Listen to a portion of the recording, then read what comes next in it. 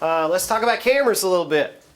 Hey Kyle, would you bring me out a couple of lenses? Thank you, sir. So yeah, let's talk about cameras a little bit, see how much we can learn about this stuff. The first thing that we're going to worry about is the imager on the camera. Let me see if I can describe this to you real quick. I'm going to grab a camera real quick. So, the imager on the camera. The imager is the first thing after the lens. The lens goes all the way up to here, and then the imager basically is sitting right there. Okay? And the imager is a conductor, a photosensitive circuit chip that sits in there. Okay? We got two kinds basically. No, not basically. We actually do have two kinds of these. We have CCDs and CMOS chips. Okay? CCDs, that's the old kind. And I say old, but they're still very, very much in use. We still have plenty of cameras that are being manufactured at the high end that use CCDs still. And we have CMOS, which is the new technology, and they're the ones that are going to be more prevalent these days. CCDs are great because they handle motion really well, and so we use them in sports a lot. If you're going to be shooting sports, you're going to want a camera with CCDs in it. Okay? There is some issues with CCDs. They do generate a lot of heat, and they have a problem called vertical smear that can affect us. The less expensive CCDs have a problem with vertical smear, not the more expensive ones. And then we have these called CMOS chips. CMOS chips are very inexpensive. CMOS is what you have in your camera. Okay?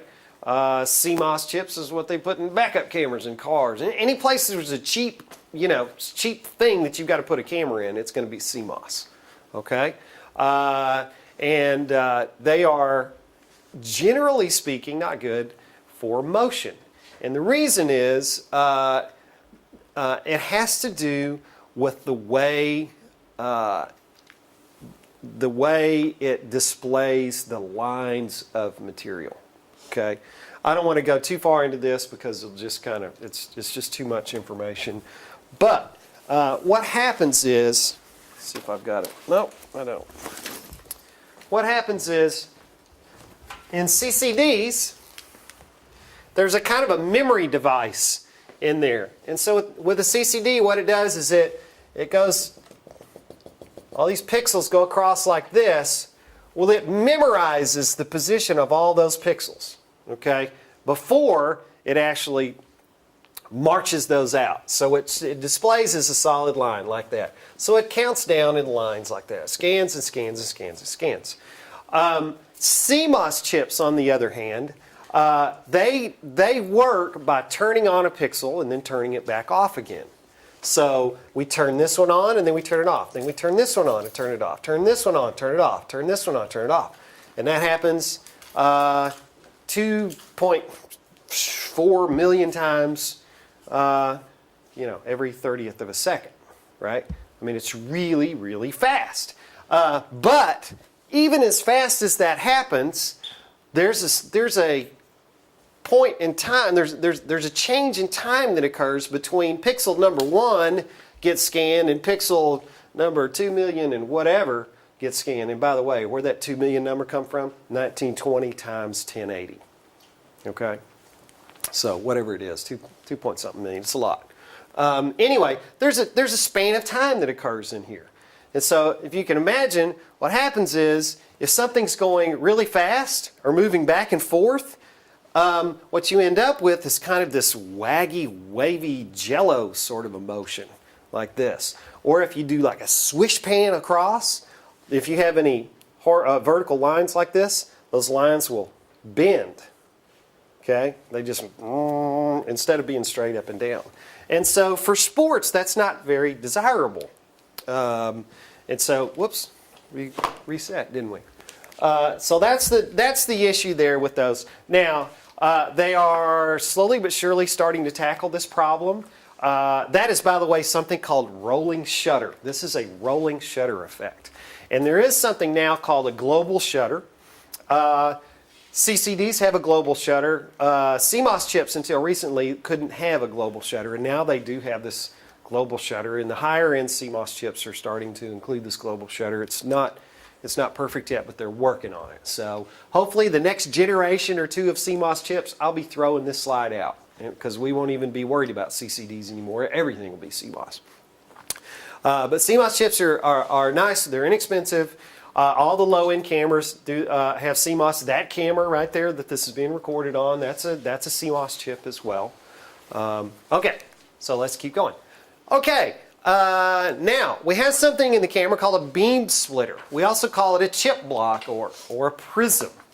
And so in this camera, for instance, this camera has 3 chips in here on the chip block. And what happens is the light comes in and it hits a prism. And the prism, you know what a prism does, right? It breaks a set of light up into its individual color components. Right? So red, green, and blue in this case. And we have 3 chips that are mounted in here, and each one of those chips is optimized for a certain color. Okay? So we send the red part to the red chip, and the green part to the green chip, and the blue part to the blue chip. And these are considered 3-chip cameras. This is a 3-chip camera. Okay? Not all cameras are 3-chip. That camera right there is a 1-chip camera. Instead of having 3 chips, you know, that are kind of maybe that big, they've got 1 chip that's the size of a 35 millimeter piece of film. It's pretty big and fat. So anyway, but we have to learn about them anyway. 3-chip cameras are kind of falling out of favor a little bit. They're starting to sort of go away, but they're not gone. And all of the high-end stuff still has 3 chips. Or at least the high-end video cameras, what we call digital cinema cameras, have all gone to this one big fat chip.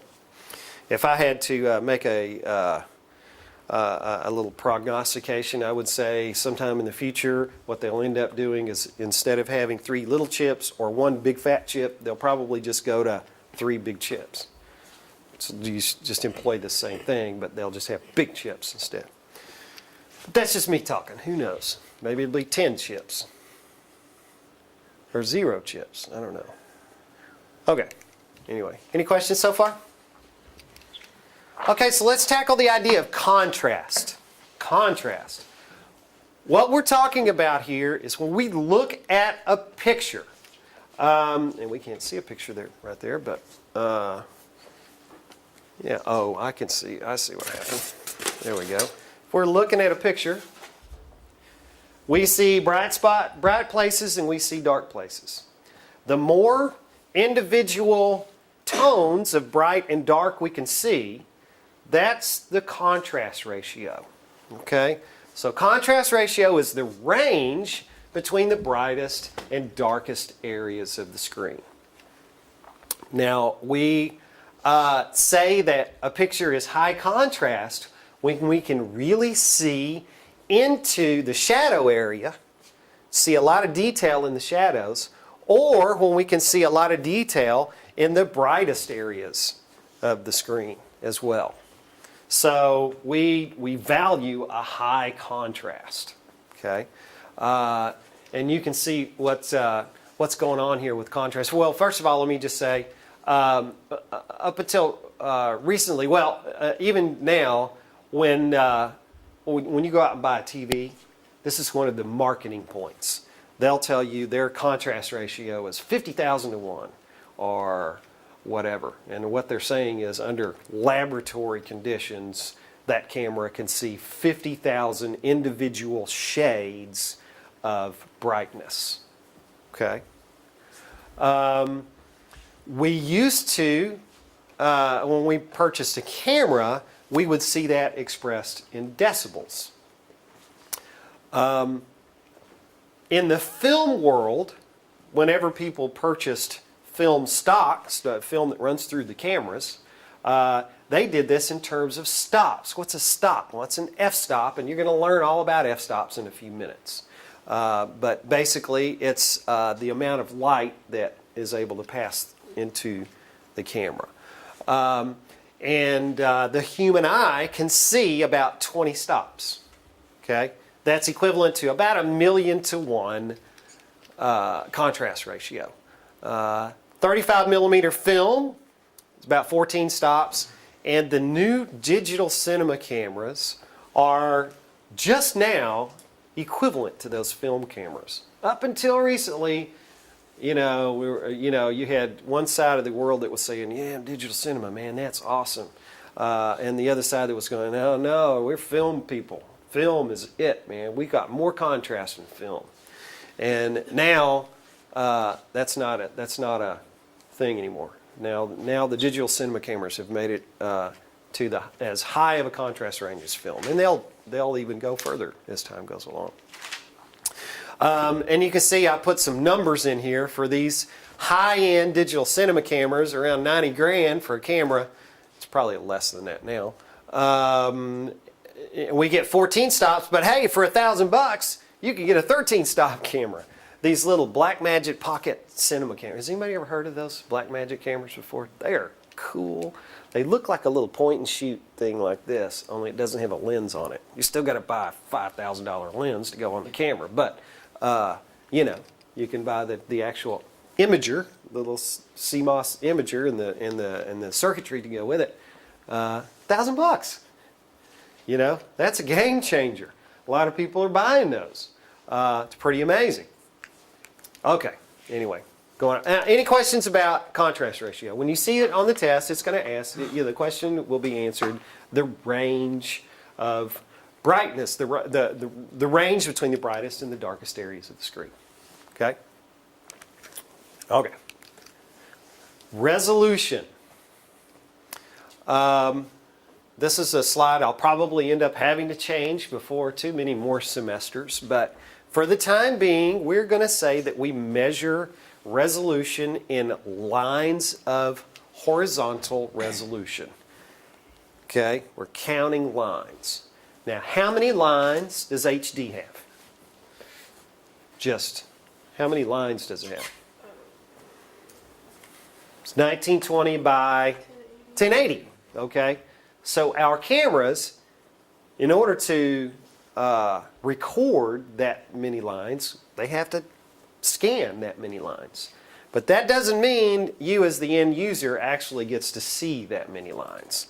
Once that signal bounces off of 2 or 3 or 4 or 5 satellites and goes through all this different equipment in all these different locations and through weather and all these different things, guess what? You don't get to see that many lines.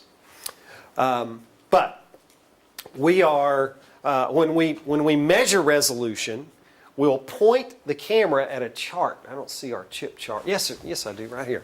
We'll point the camera at a chip chart. And it's one of these that are in here.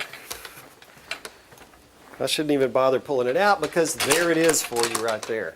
But we've got one of these little charts in here. And there it is. That's what a chip chart looks like. So we point the camera at this and we set up the monitor and we look at it. And what we're looking for is when these lines converge to the point where you can no longer see individual lines anymore. That's the number. Well, actually, it's right here. Okay? And there's a number associated with that. When you can no longer see individual lines, but it just becomes a kind of a thick block of black right there, that's how many lines of resolution that camera and that monitor are able to resolve. So again, we measure it in horizontal resolution. I will tell you that is changing. We have thought about when we purchased a camera, we was, well, how many lines of resolution is it? It's 700 lines, it's 800 lines, 1,000 lines, it's 2,000 lines, whatever it is. We always thought about it in lines of resolution. But the marketing of cameras is changing now, and they're starting to talk about vertical resolution instead. So instead of talking about lines of resolution, they're now talking about pixels of resolution, the width rather than the height of the picture. And it's really purely, in my opinion, for just marketing reasons. If you market a camera that has 1,000 lines of 1,000 lines of resolution versus or 1,000 lines of horizontal resolution versus 2,000 lines of or 2,000 pixels of vertical resolution, which sounds better, 1,000 or 2,000? 2,000 sounds better, right? Well, it's the same camera, and so it's just a marketing thing. And so you know, anybody hear the term 2K and 4K being thrown around?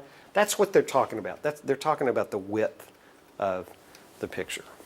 So we're changing from horizontal to vertical resolution when we describe these cameras. Any questions about that? That was a long way to go for one little bitty thing, but it's just another one of those things that we talk about. Color temperature. Okay. What color is the light in this room, would you say? Who would say it's white? So, looks white, don't it? It's pretty white. It's not really white. Actually, there's no light that's really white. All light has a certain color. It's being it vibrates at a certain frequency, and that frequency determines what color we experience the light at. Our eyes very quickly adjust to the color of light. Now, if you're looking at this light, at this color, and let me see, I don't have any lights on right now. If I turn this light on, and don't look too much at this, I'll give you something white. Does that look more orange to you than that does? You see the difference? Okay? If I bounce that off of there, it looks kind of blue. That looks even more blue, right? That's what's projecting out of the projector. If I bounce this off up here, we're going to see it, you know. Now maybe you can start to see that's kind of blue or kind of greenish, right? So it's a difference. Here's that orange light, okay? So let's get rid of that first of all. We are primarily concerned with two colors of light. Outdoor light or skylight or daylight, and incandescent light. Incandescent light is all of these lights that you see hanging over our heads right here. Okay? And we measure the color of this light in a temperature called Kelvin, degrees Kelvin. Okay? Daylight is considered basically around 5,600 degrees Kelvin. Did I blind you with that light, Chad? My eyes are I've got weak eyes, they're just light sensitive. Sorry. And incandescent light, which vibrates at 3,200 degrees Kelvin or so. And there's a range, actually, it's in there. These are not a little pinpoint of color. Actually, daylight outside, if it's a really bright day, sun's directly overhead, but you're in the shade, the color temperature is about 10,000 degrees Kelvin. Around sunset, you know, everything gets real orange looking, and then obviously the color temperature is going to go way down at that point. Whoops. Okay. Now, if you're in here and you're experiencing this light, this incandescent light, your eyes adjust to it, and you think, well, it's white light. And you walk outside, and everything's blue all of a sudden. Goodness gracious, it's so blue out here. In about 2 or 3 seconds, your eyes adjust, and now that light looks white to you again. So our eyes have this automatic white balance feature, color balance feature.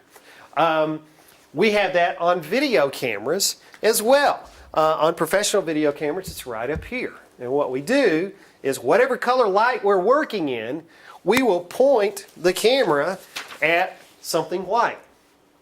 And we'll push the little button, and the camera says, okay, now I understand what white is supposed to look like. When it knows what white looks like, it sets all the other colors up so that they're correct. So every time as shooters, we change lighting situations. We go from inside to outside, or we have a mixed lighting situation where it's a little bit of indoor light and a little bit of exterior light. whatever the case, we continually have to white balance. Now these cameras all have an automatic white balance feature in them, but we don't trust it. It's not reliable. And it has nothing really to do with the camera. It's that the light is constantly changing a little bit. And so what that camera senses will kind of move around. And so you might look at Caucasian skin and see it go a little pink and a little orange, and a little pink and a little orange.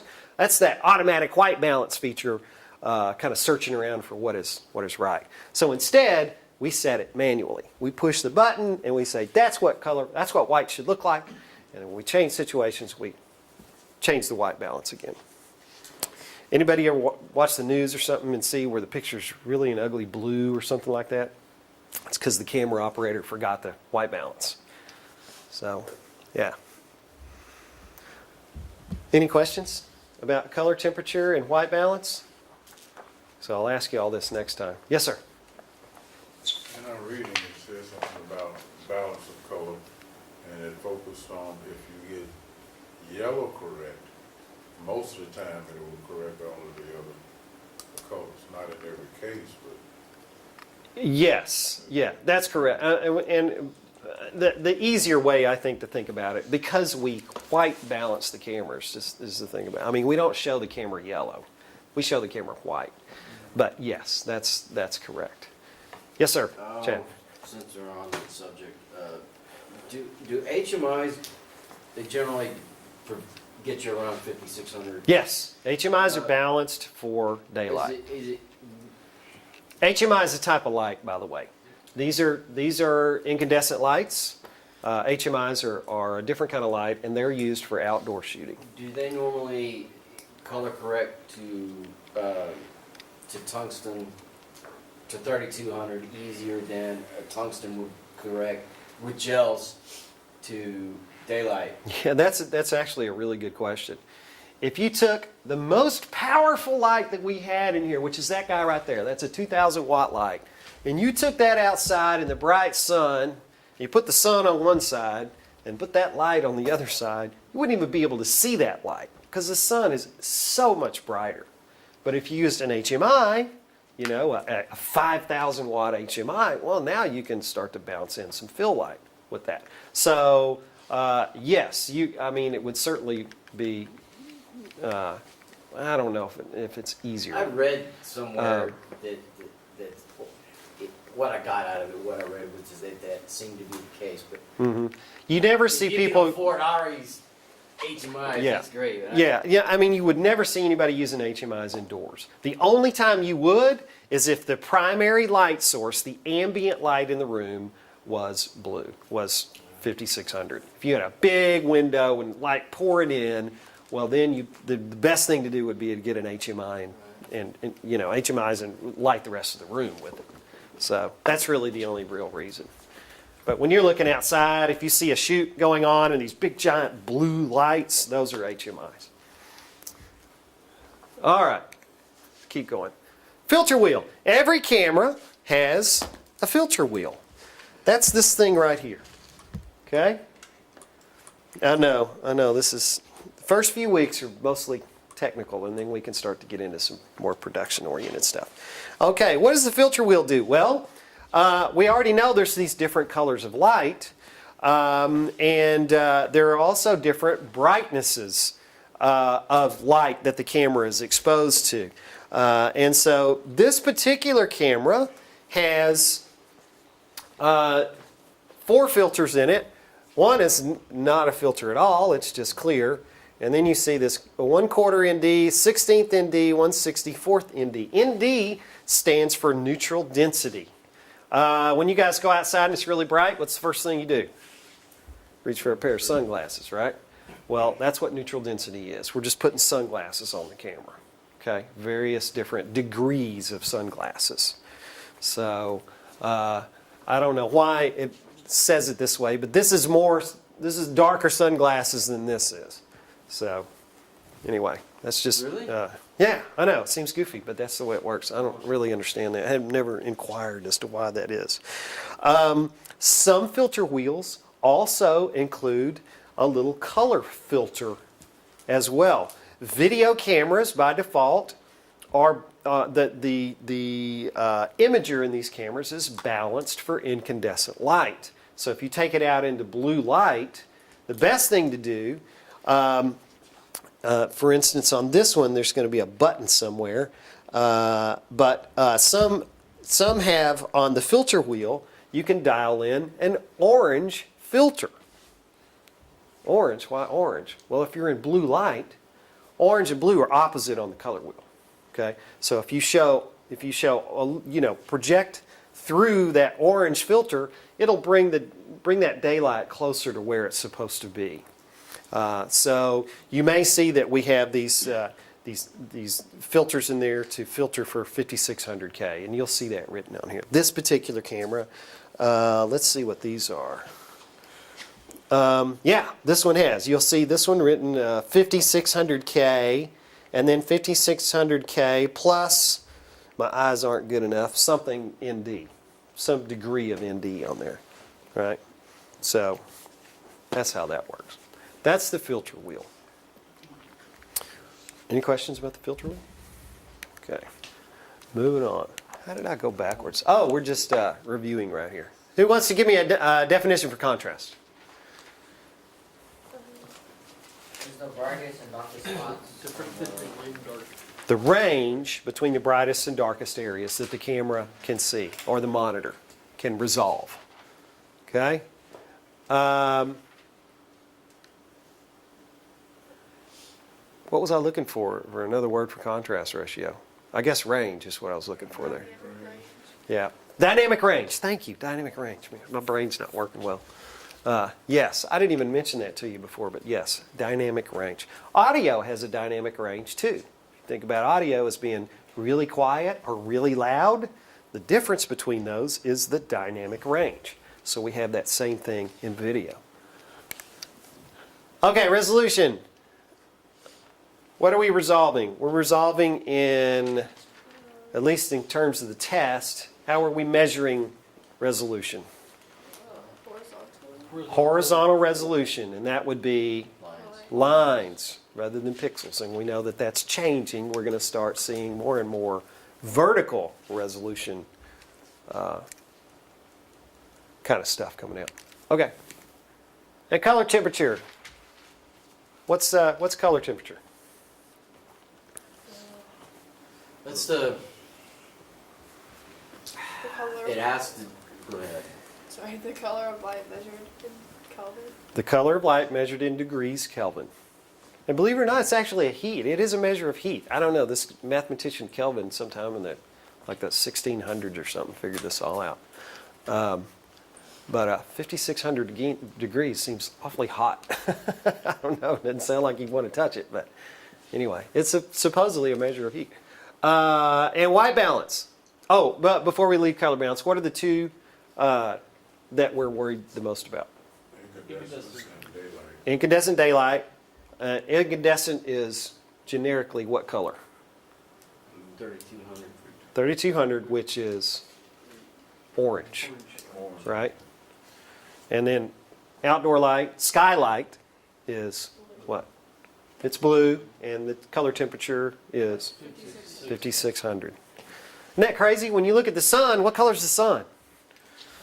It's orange, right? So why do we think of this as blue? Well, when you look up in the sky, what do you see? Blue, right? The sky's blue. If you look at the Earth from outer space, you see a blue planet, right? So, all right, let's see. Gain, new information. Okay. Gain is electronic amplification of the video signal. Okay? Let's say you're driving down the road in the car and your favorite song comes on the radio. What do? Turn it up, right? What you're doing is adding amplification to that signal, electronic amplification. Okay? We're doing the same thing in video. If we don't have enough light for the camera to be able to present a good picture, then we have to either add more light or give the camera a little electronic amplification. Okay? So when we amplify the signal, it gets brighter. The problem is it also gets noisier. Okay? If you're driving in the car and your favorite song comes on and you crank it up really loud and all of a sudden that song goes away, what do you hear? Right? So audio has the same problem. Audio, when you add electronic amplification, the byproduct is hiss. Okay? So it's noise either way. It's either audio noise or it's video noise. Video noise is presented as snow. Right? Yes, Chad? It's not quite the same thing as your ISO, though, right? Is it? Yes. It is. Yes. Okay, so I Yeah. noticed like my camera doesn't have it, but I noticed other cameras, they have this different levels of ISOs, which is sort of the equivalent of different film stocks. But Yes. Yes, the- absolutely. So ISO, just to kind of describe that, I should have added that. Gain, on these cameras, we express gain in decibels, dB. But, yeah, who has a digital SLR in here, DSLR? Got one? Got one? Okay. Those, the way we set the gain on that is what we used to do for film stock in the old cameras before we had digital SLR cameras. They did that in terms of ISO. ISO was a number that described how sensitive the film was. Okay, so the more sensitive the film, you may have a film that's 100, an ISO of 100. That's not a very sensitive film at all. That would mean you're going to shoot in a lot of light.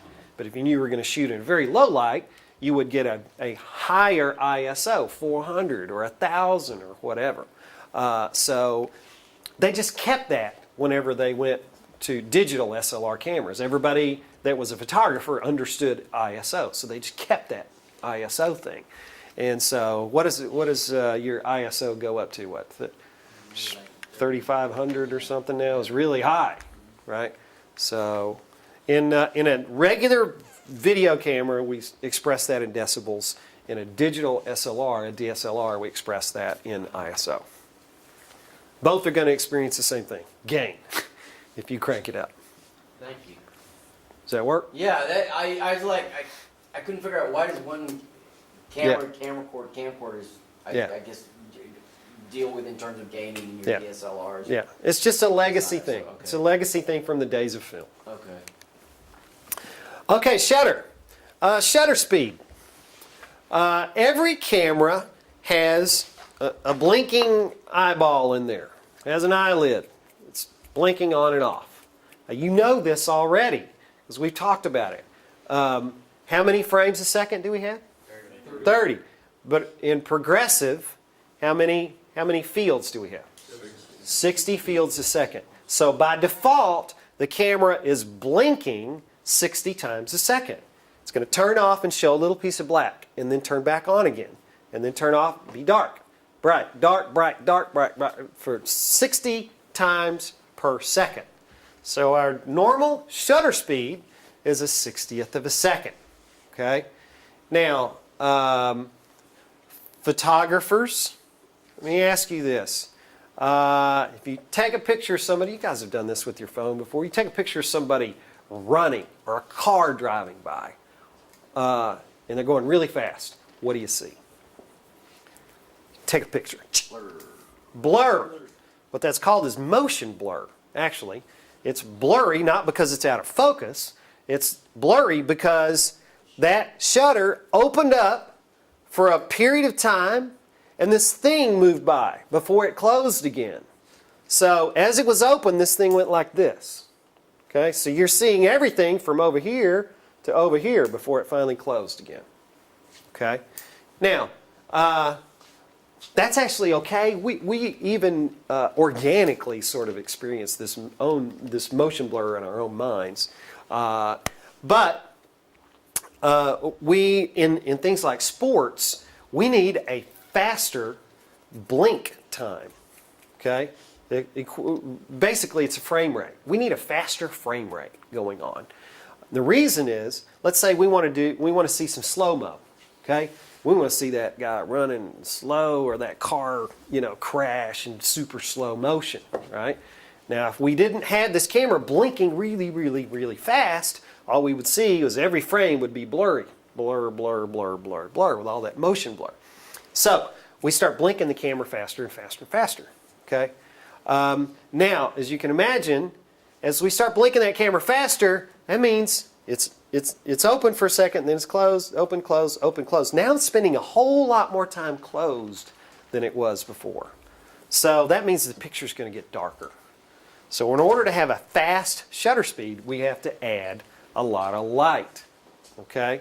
So we'll mess around with this in a few minutes. But in order to get more light into the camera, there's this thing called the iris in the camera. We're about to study it. It's a hole in the camera, and we start to make that hole bigger and bigger and bigger so that it lets more and more light into the camera so that it can compensate for this fast shutter speed that's going on. Okay?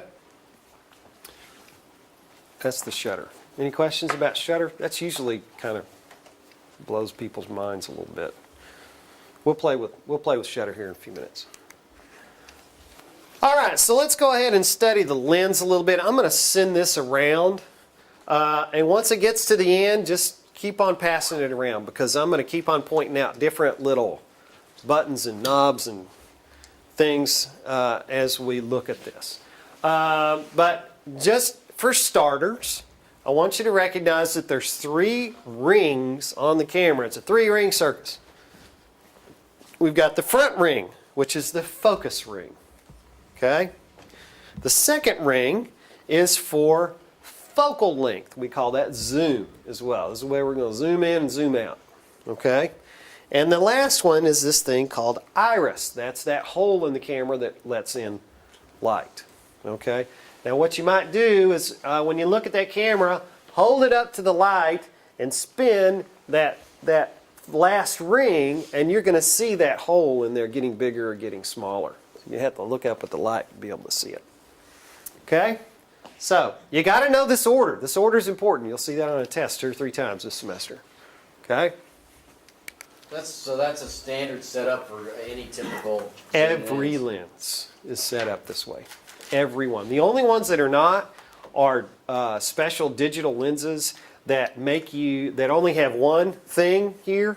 They make you flip a switch to get which ring it is that you're wanting to spin.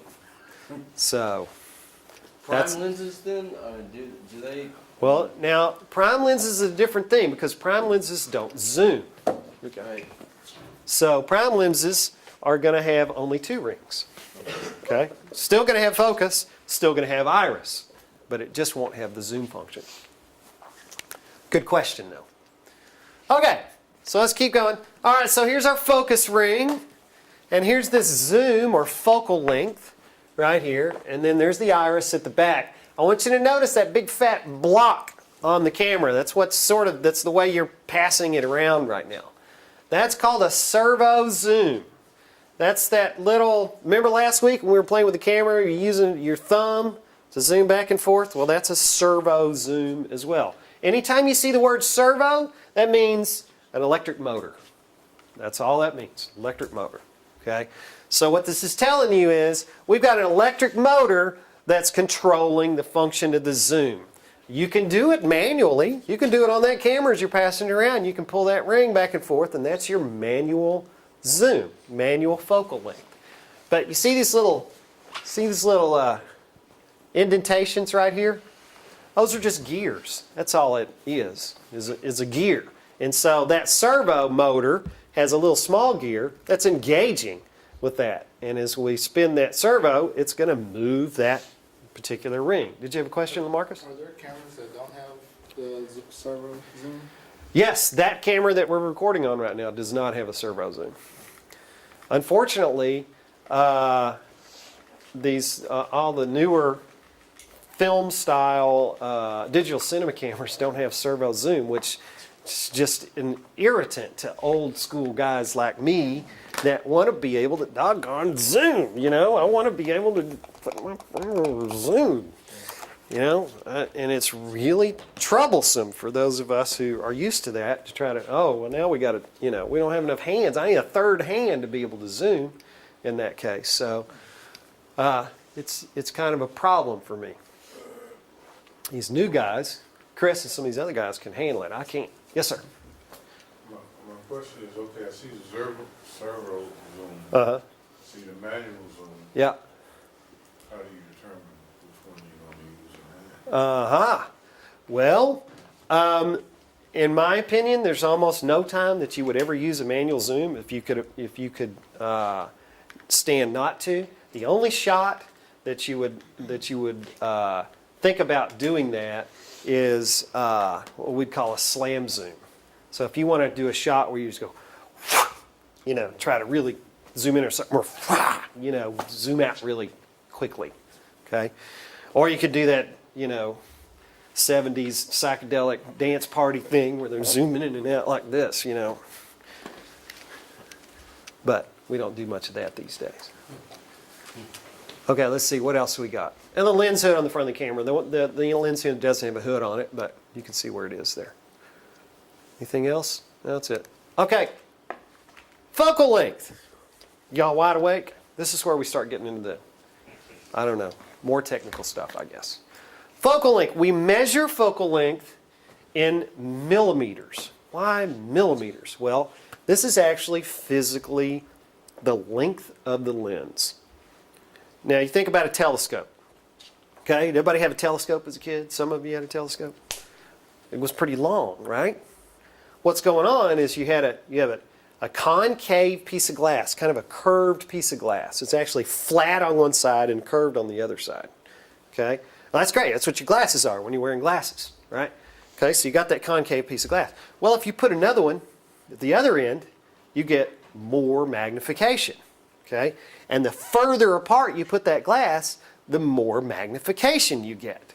That's why telescopes get so big. Okay? So when we talk about focal length, what we're talking about is how much that lens magnifies the picture. Okay? So if we have a very short focal length, what we see is a wide field of view. It's a wide angle lens. We see all this stuff out here. Okay?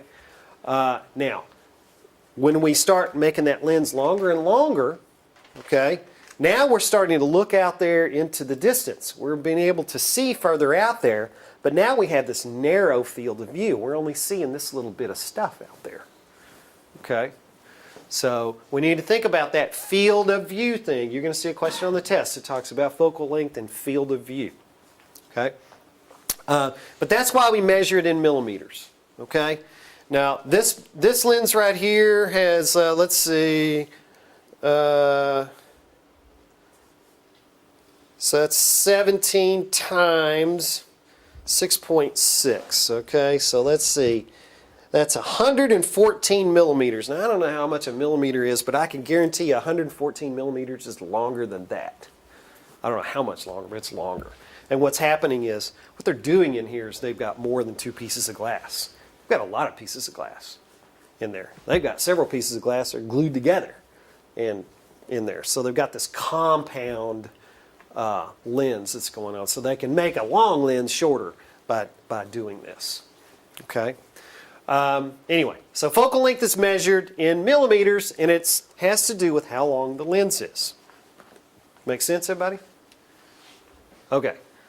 Short focal length is a wide-angle shot. A long focal length is a telephoto shot.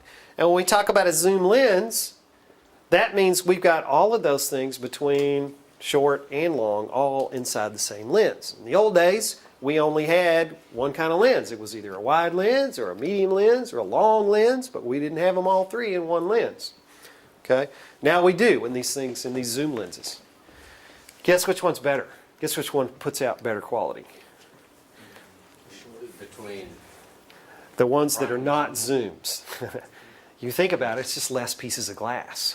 Okay? Every time you add a piece of glass, it's degrading the image in some form or another. Maybe creating distortions, or it may just be knocking down the amount of light that's able to pass through. So the less little pieces of glass in there, the better, and the better quality of that glass, the better. So zoom lenses are really expensive because it takes a whole lot more technology and a whole lot higher quality optics to be able to you know, to include all those pieces of glass in there and still have it produce a good image. But yeah, we like prime lenses for that reason. They're pristine and gorgeous. So if you have a chance to buy primes as you're going through a period of time, yeah, do that. So it's either a fixed focal length or a variable focal length. Question? Obviously, it depends on the focal length, but like say, like a 25 millimeter or 50 millimeter prime, what does that weigh normally? They're not heavy. Not that. Okay. No. Prime lenses are, you know, and generally speaking, wider because there's less stuff in them. Glass and stuff. Yeah, right? less. I mean, you've got to, along with all those pieces of glass, you got to have a bunch of metal in there as well that's holding those pieces of glass and gears and all this mechanism to be able to control how far apart each of those pieces of glass are.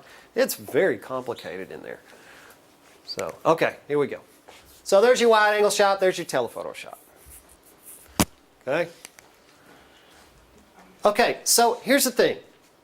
When we talk, when we talk about the field of view, different things happen at different ends of the lens. Okay? So what happens here is with a wide angle lens, the appearance for us is that things are very far apart. So we have this increased feeling of depth, the apparent distance between this object and the next object and the next object. You're driving down the road and you want to get over in the right-hand lane. What's the first thing you do? Look over at your mirror over here, right? What does that mirror say on it? Anybody remember? Objects are closer than they appear. Okay? That's because that's a wide-angle mirror. Okay? And that's distorting the apparent distance or the distance between things. You think things are farther away than they are. They're really closer to you than that. Okay? It's a wide angle. Okay?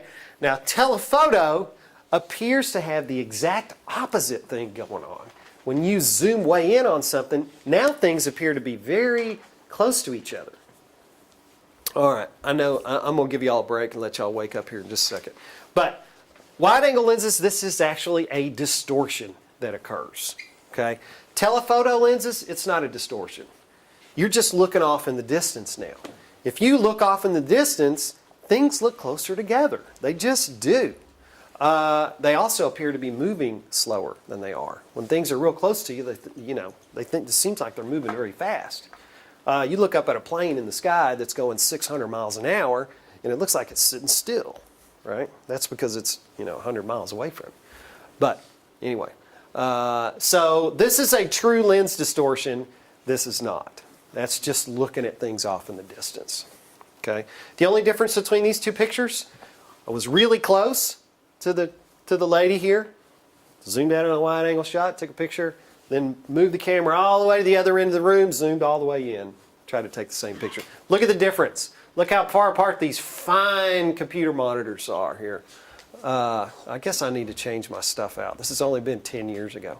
See how close together they appear here? See the difference?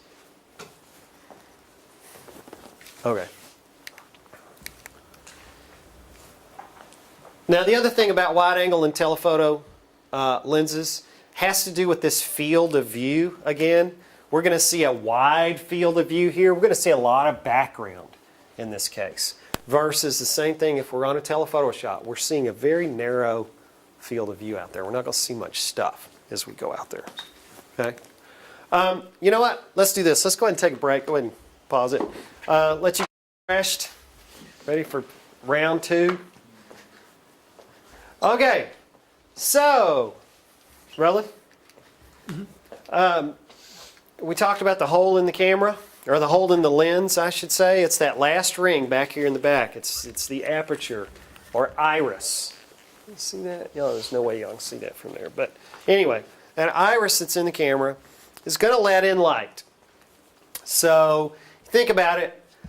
If you're outside in the bright sun, where do you think that aperture would be set to? A big hole or a little hole? Little hole, right?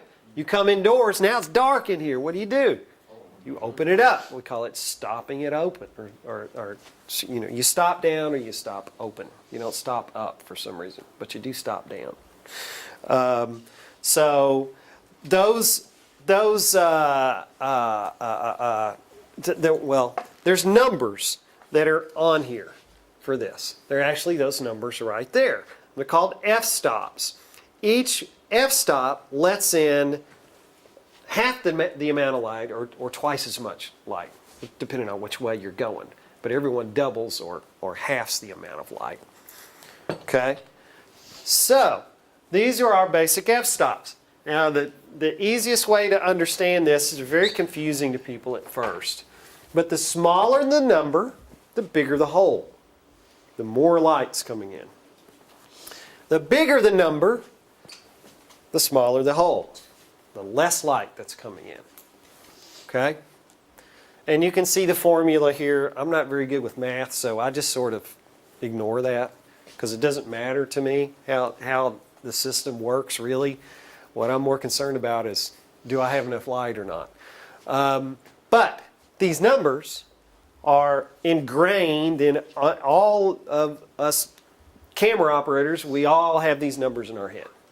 And you got to start today getting them in your head as well. So in the next 5 minutes, we're going to have you guys memorize these numbers. You can go ahead and pause, Chris. Every lens has a certain speed. We say a lens is a fast lens or a slow lens. What does that mean? Well, the lens speed is the maximum light gathering potential of the lens. How much light in perfect circumstances could it pull in? Okay? And all lenses are different. You remember we talked about, so the quality of glass is different, the amount of lens elements is different, how long the lens is. All of these things contribute to how efficiently the lens is able to accept light. And we refer to that as the speed of the lens.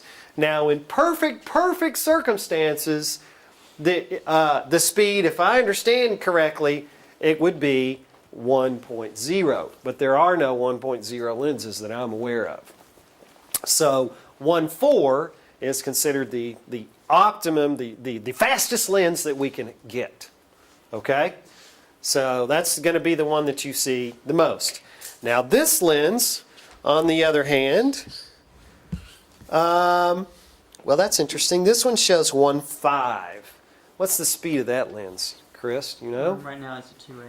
You're at 2.8. So the widest that aperture can go on that camera is 2.8. The speed of that lens is 2.8. The most light that it can pull in is equivalent to f2.8. Okay? This one over here, I think, is 1.7, actually. So, depending on the lens, that's going to be different. You said you have a DSLR. Do you remember what your lens speed is? Like 3.5, I think. Yeah. 3.5 to 5.6. Yeah. What that's telling you is on the wide end of the lens, you have a speed of 3.5. On the tight end of the lens, the telephoto end of the lens, it's 5.6. Well, 5.6, look at 5.6. You know, here we go. Here's optimum. That's half as much light. Now that's half again as much light. Half again as much light. That's not very much light that's coming in.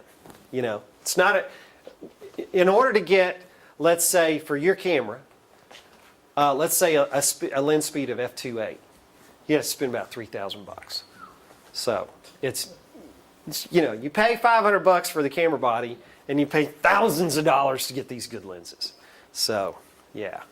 Now you'll notice that these cameras, this camera right here, this lens is probably $1,500.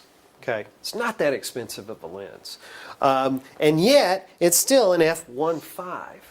Well, how can that possibly be? I just got through saying your lens is going to cost $3,000. It has to do with the size of the imager, because however big the imager is, you've got to have that much bigger pieces of glass. So the bigger the glass, the more expensive the lenses. So these can have little bitty imagers. Yes? I'm just asking, and I hope I'm not taking this away, but I was watching a movie the other night, last night, and there was a certain part of the picture that was so dark that you could barely see the bodies in it. Uh-huh. Like the lighting, Uh-huh. or is that the f-stop that they're shooting on? Yes. I mean, it really is all of those things combined. You can be assured that anything that you see on broadcast television isn't a mistake. Okay, they did that intentionally. Now, if you've got an old TV or whatever, it might not resolve as much contrast as you would like, or if the signal is particularly degraded and so forth, you may not see as much contrast and see people moving around. If you saw that same movie in the theater, likely you would see more detail of those, bodies and silhouette moving around. But The Yeah. first thing I thought was, the waveform thing. uh-huh. Uh-huh. It was just so dark, I mean, you could, Yeah, but and the psychological response to that is, you want to see, right? Yeah. I mean, they're manipulating you, and that's okay. That's what we do. We manipulate our audiences. It seems underhanded and sneaky, but as long as we use the force for good, it's okay. There's a lot of people that don't do that, but we don't want to talk about Fox News right now, do we? So anyway, yes, it's all of that stuff is intentional, first of all, and it's designed to evoke some sort of response. So, yeah. Any questions about Iris now? Good. Okay. Yes. Hang on, I need to write that formula you had down real quick. Oh, okay. You can. And this is available to you online as well. So, yeah. Good luck figuring that out. I can't remember it. I don't even want to look at it. I don't either, I just better write it down. Yeah. There are actually two different kinds. There is f-stops, and then there's something called t-stops. F-stops is an actual physical, the focal length of the lens divided by the size of the hole. That's a very mechanical, physical thing. But in the film world, their lenses are measured in t-stops. And t-stops, there's 3 t-stops for every f-stop. And t-stops are actually created by, how do I want to say this? T-stops are the actual amount of light that's coming through the lens. It's not just this size versus this size thing. It's actually how much light's coming through, and they measure it somehow in a laboratory somewhere. So I had to memorize the T-stops when I was in college. Guess what I don't remember? Yeah, but I do remember f-stop. I got these. Okay. Okay. This question is going to come up on at least a quiz and 2 exams, so you might as well figure it out. And it's really simple. The question on the exam is kind of complicated sounding, but aperture affecting IRE. Okay. Now, when the IRE is 0, what picture are we seeing? Black. When the IRE is 100, we're seeing white or something really bright. Okay. Now, the aperture, if the aperture is really closed, what kind of picture are we seeing? It's very dark, right? We open the aperture up, it's bright. So, however wide the aperture is, that's going to affect our IRE. Okay. Let me go ahead and prove it to you here. And we'll just stop the camera up and down here so you can see it. Can everybody see the waveform monitor on that monitor? Right now I'm at f1.7. Okay. I'm going to go to 2.8. Okay. Now to 4, 5, 6. Should be getting really dark. Am I right? Yeah. And the waveform monitor should be going way, way down. Am I right? yes. Okay. Very good. Anyway, just so you see that. Okie doke. So, how would you describe this? Aperture affects IRE. I'm gonna give you one. The wider the aperture, the higher the IRE.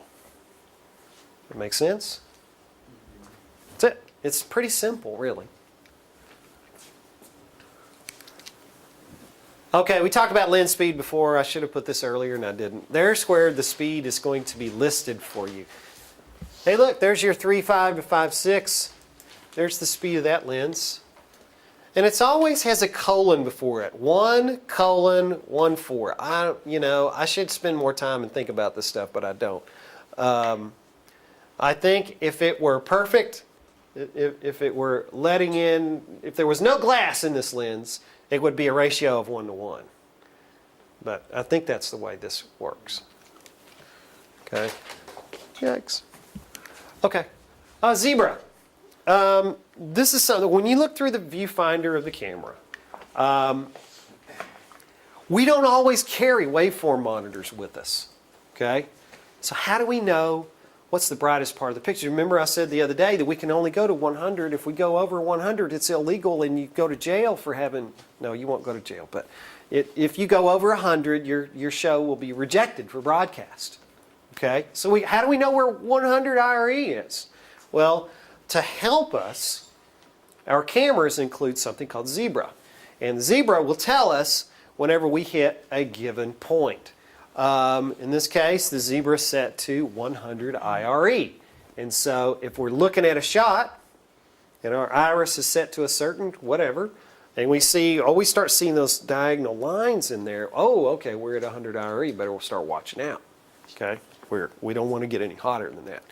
And that's set in a menu. You can set it for 100 IRE, 90, 95, whatever you want to set it at, so that you get that little warning that pops for you. Okay, I'm going to pass the lens back around again because I want you to see the bottom of the lens. There's a couple of things on there I want you to look at. Okay?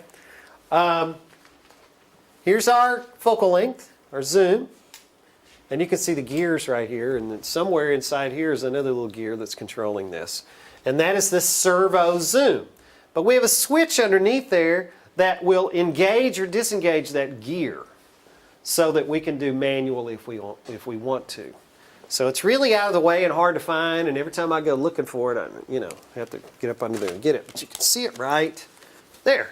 There's that switch. Okay? So when it's in servo mode, you try to move this, there's a lot of resistance to it. That's because that electric motor, magnets and so forth are in there working against you. Hey, Dennis. If you put it in a manual, now it's freewheeling and you can run that back and forth real easily. Okay, so try that as it's going around. Just check the manual servo switch underneath there.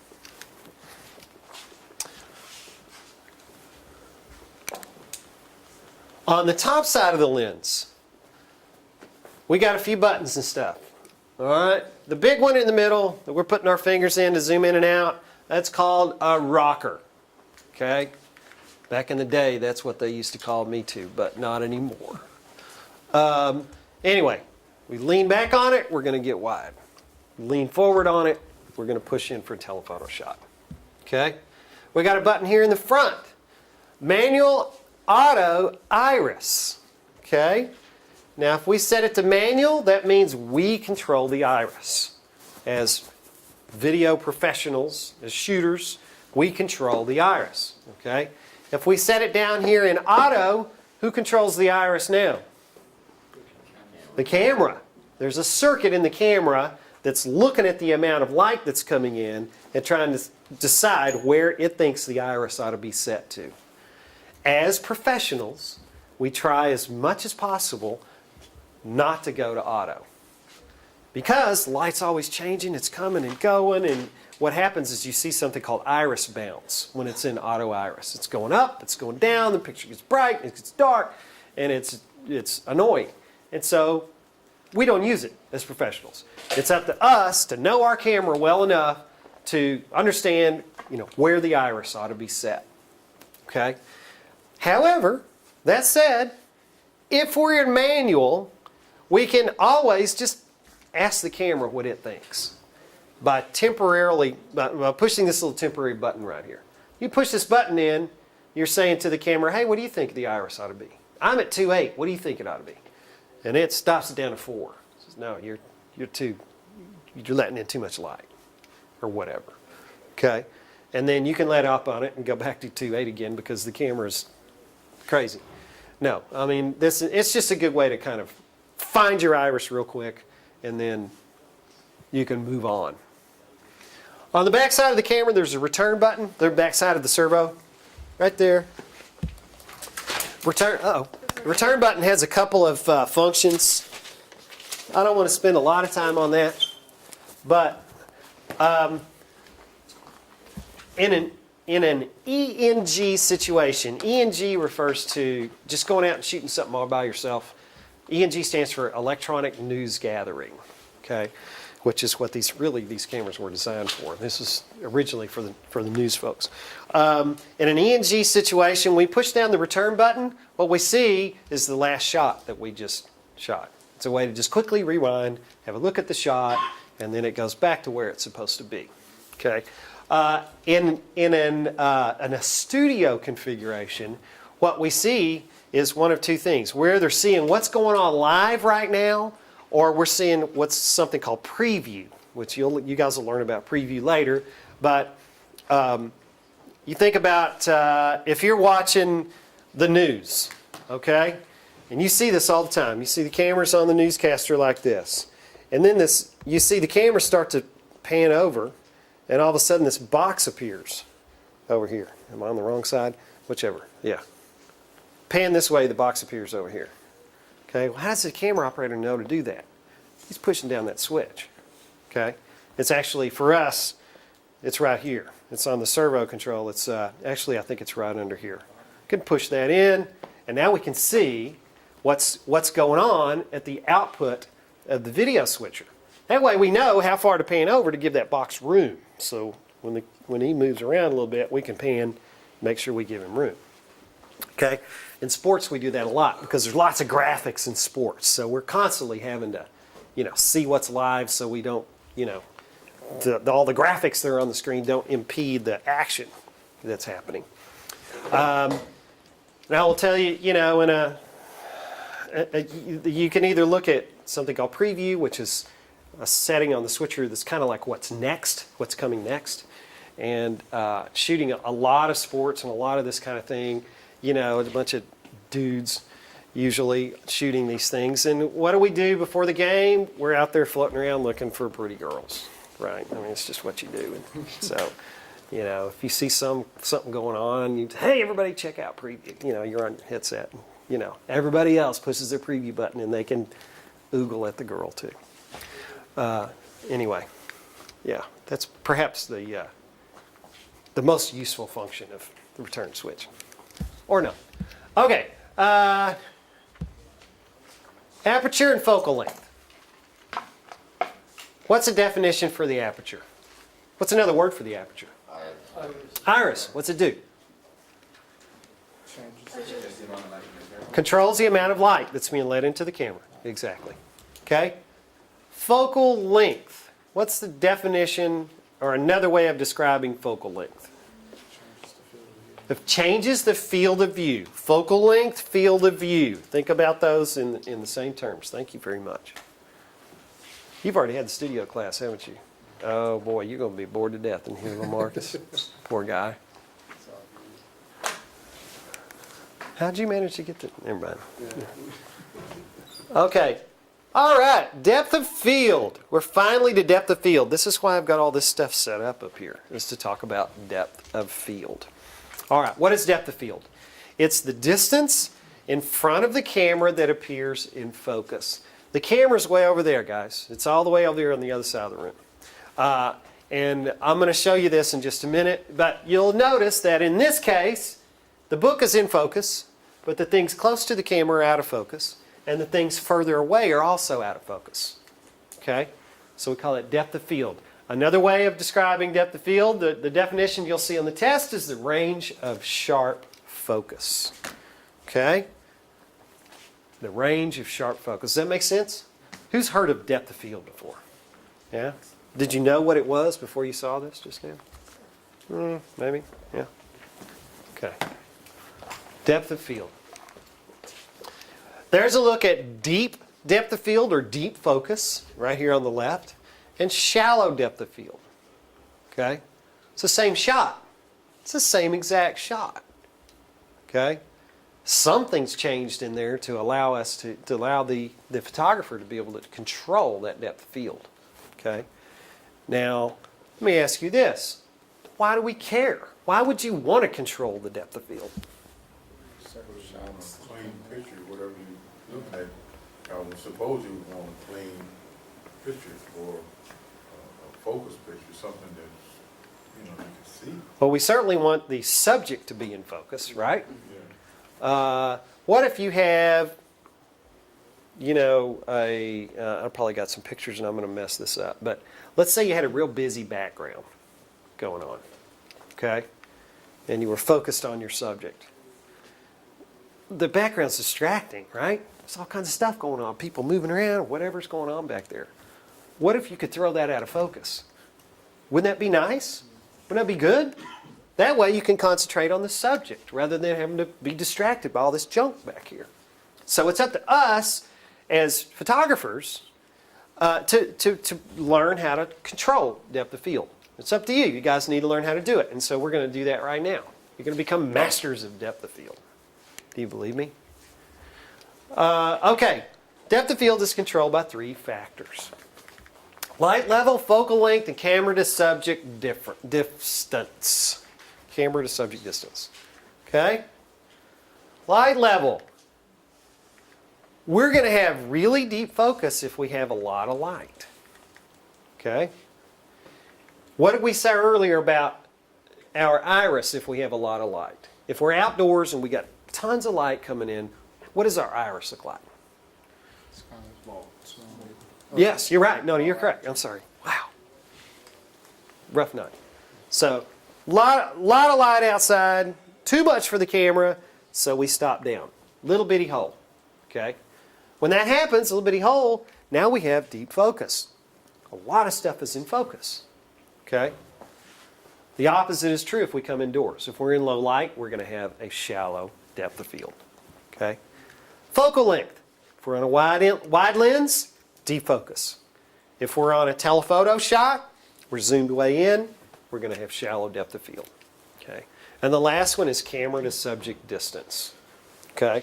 If your subject is close to the camera and you pull your focus back, so we're focused on the subject that's right here, something physically about the optics of the lens, that means that we're going to have deep focus. Okay? Versus if we're focused on something that's way out there somewhere. Now, to me, I kind of think of these two as being related because if the subject is close to the camera, we're going to be zoomed out anyway, chances are. And if the subject is far away from the camera, we're going to be zoomed in. So we're going to be focused deep and we're going to be zoomed way in. Okay, so let's put this into practice. Well, after we get one more look at this, okay? This is how you'll control it. Do you want shallow depth of field or do you want deep focus? Well, you've got these 3 things. So we're going to control the amount of light so that we can control the position of the iris, right? We're either going to get on a wide angle shot or a telephoto shot, whatever. I'll tell you, I probably shot 500 interviews in my professional career. I always try to get the camera as far from the interviewee as possible. One thing, it's more relaxing to them. They don't have a camera like this, Tell me about your mother. No, if you get the camera way far away, it's a little bit, it's as good as the humor gets, I'm sorry. Anyway, in addition to that, it allows us to throw the background out of focus. So, did you have a question, Chad? You just stretching? Okay. I'm sorry. That's no worries, buddy. So I'm going to go ahead and switch over real quick. Any questions about this? I'm going to go ahead and switch over so that we can see the camera, hopefully. There we go. I'm just standing in front of it. Now, what can we see here? We're going to see that we've got 3 things in this shot.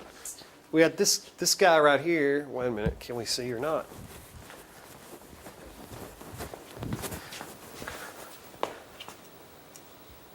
I'll just zoom out a little bit so you can see. We've got the trophy in the foreground, the trophy in the background, and then all the way in the back, we've got the little bouquet of flowers, right?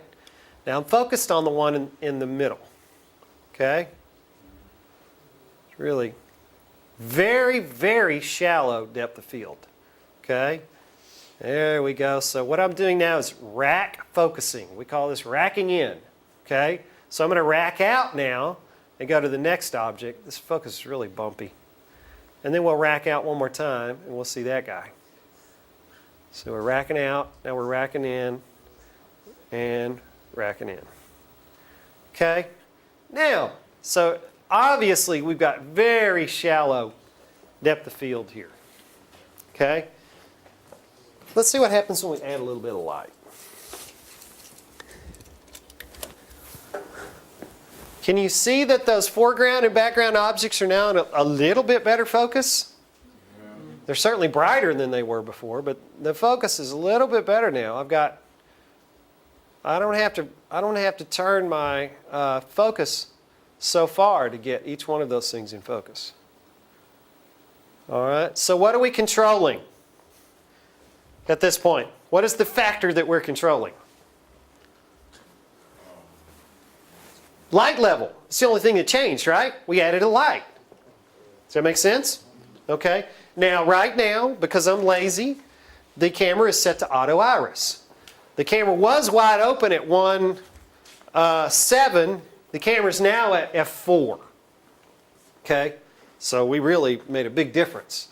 We've stopped down a lot. It was wide open. So we're controlling light level and f-stop. Okay, so let's just jump in here. I can't go too far, but we'll go this far in anyway. And let's see what the results are now.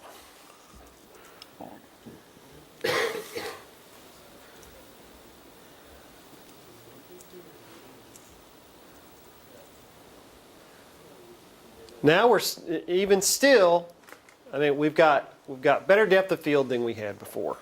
Okay? Let me see if I can actually get this way. Hey, LaMarcus, you want to help me? I want you to just chase these cables for me because I'm going to try to get it really close.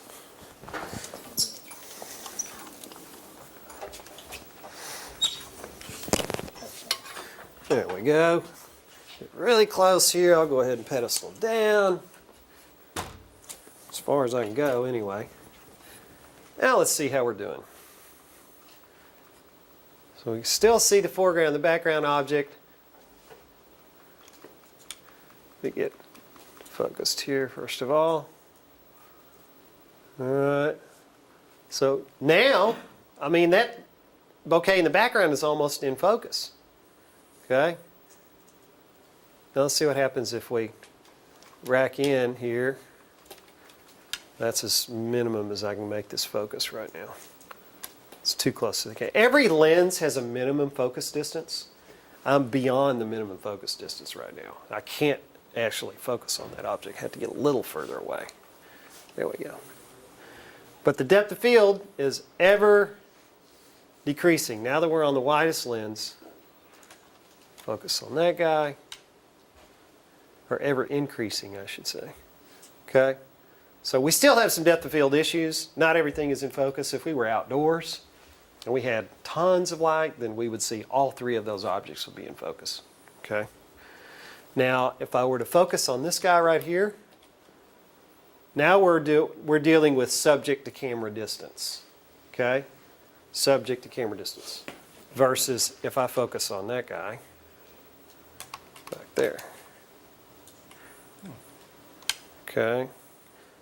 Now we're going to see, actually, we have less depth of field than we had before.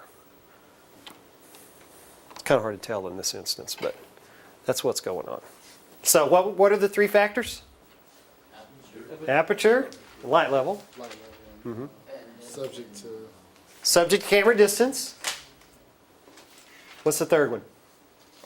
Focal length. Focal length. There you go. Thank you, LaMarcus. No problem, sir. Give him a hand, everybody.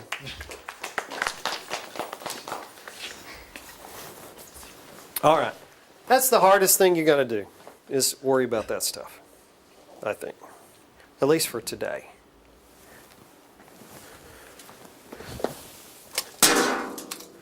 Okay, we'll keep going. We're actually getting close to the end here, guys. CCU. The CCU stands for Camera Control Unit. Camera Control Unit. Okay? I'm going to ask you this in 6 weeks, and half of you are not going to remember what this is. But camera control unit. What does it do? It controls the camera. How about that? It actually controls the camera from a remote location. There's 3 CCUs, one for each of these cameras, in there inside the control room. And the person that operates this is an engineer, usually, or somebody we call an engineer. They're the camera shader. They are shading the cameras. Because we leave these cameras in manual most of the time, we have to devote 1 or 2 or 3 people to this, and usually each one of these guys in a production truck will have like 8 cameras that they're working on all at once. And they're continually tweaking on these guys, and the goal is to make all the cameras look the same. Colors look right, and you're constantly having to adjust the aperture if you're doing sports or whatever, you're outdoors. And so that's all the functions in here. There's the iris. This is something called black level here. This is the color balance in here. And there's our white balance controls. So this is kind of, once we white balance, if the cameras don't match perfectly, we may have to come in here and tweak and give it a little bit more or less red or blue. We have gain here and shutter and all these things. The things that it won't control, pan, tilt, focus, zoom. Those are for the camera operator. Now we do have those devices that we can remotely control cameras, but we don't have those here. Okay? CCU. Okay, just so you guys, we kind of went over this last time, I think. We pan the camera left and right. What do we do this way? Tilt. Do we ever pan up and down? No. Please, no. There we go. Tilt up and down. And that's my old camera, actually. Just realized that. That guy's long gone. We dolly in and out, like so. Physically moving the camera. And then we physically truck the camera left and right. Okay? Hey, looky there. It's time for lunch.